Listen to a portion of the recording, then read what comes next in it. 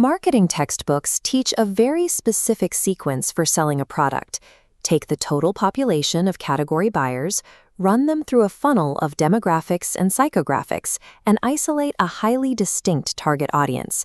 In practice, this looks like building a hyper-specific buyer persona. Let's call her Nicole. Nicole is 28, shops at Whole Foods, cares about sustainability, and reads classic literature. Every ad spend, media placement, and product feature is then engineered to appeal strictly to her. Building vast corporate strategies around these narrow personas is standard operating procedure for brand managers and marketing strategists worldwide. Millions of dollars in capital are deployed to capture these specific avatars. This entire system relies on a single, seemingly logical premise.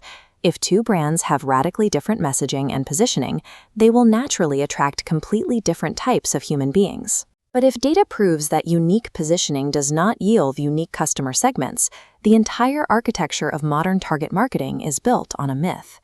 To test that premise, we have to ignore theoretical marketing models and look at the raw econometric data of actual buyer behavior. Take two competing brands with entirely contrasting brand identities. When you overlay the data on who actually buys them, the demographic shapes align almost perfectly. The variance is nearly zero. The messaging is completely different, but the actual humans handing over their money are identical. Competing brands have strikingly similar customer bases. Unique positioning rarely, if ever, attracts a distinctly different segment of the market. If brand positioning doesn't control who buys a product, we need to look at the mathematical laws that actually govern customer acquisition.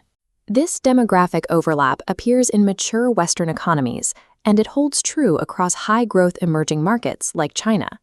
This chart compares customer profiles for top fast food chains across 11 nations, tracking gender, age, and income. When calculating mean absolute deviation between competitors, the variance sits in a razor-thin band of just 1 to 3 percentage points from the category average. Moving from low-cost impulses to high-consideration services like telecommunications, the data remains identical. The variance in customer age, household size, and income stays locked right around 3 percentage points.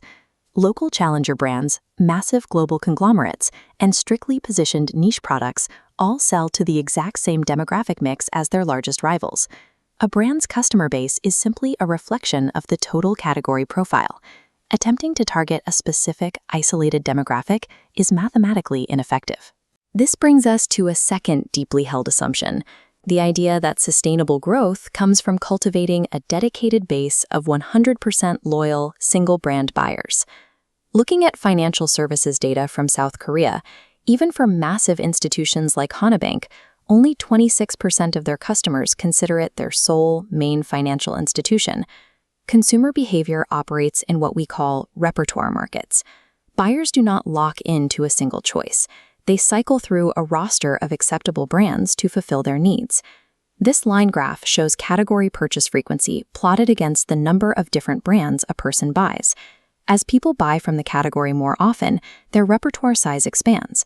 Heavy buyers simply buy more brands. As marketing scientist Andrew Ehrenberg observed, your customers are really other people's customers who occasionally buy you. Because the vast majority of buyers are shared across competitors, growth requires fighting for space in a customer's repertoire rather than trying to achieve exclusive ownership of a single person. If all brands share their customers, we have to ask, what rules dictate exactly how much sharing occurs? The answer is the duplication of purchase law. It states that brands share customers in direct proportion to their competitors' market penetration. This data matrix tracks customer overlap in a Mexican fast food market, sorted left to right by market penetration. Isolating a mid-size brand reveals it shares a massive portion of customers with the market leader, and progressively fewer customers with smaller competitors. This pattern holds even when the product offerings are completely distinct. A burger chain shares customers with a pizza chain, exactly as the math predicts based solely on how big the pizza chain is. Competitor penetration, not a carefully crafted brand positioning, is the primary force governing where your customers also spend their money. There are rare exceptions to this law, known as partitions, where brands share noticeably more or fewer customers than the baseline predicts. Looking at this soft drink matrix, specific cells pop out because they deviate from the model. Diet sodas share a disproportionately high amount of customers with other diet sodas. These partitions occur because of direct functional differences or constraints in physical availability, like a local brand lacking national distribution. Because these deviations are entirely driven by logistics and product function, emotional positioning campaigns show no measurable impact on how brands actually share the market. So, what happens to this data when a brand successfully doubles its market share? It pulls those new buyers from every single competitor in the entire market, strictly in proportion to their size. Sustainable growth requires maximizing mental and physical availability to the widest possible audience. To actually grow, marketers have to abandon the illusion of hyper-targeted personas and do the harder work of competing for every single buyer in the category.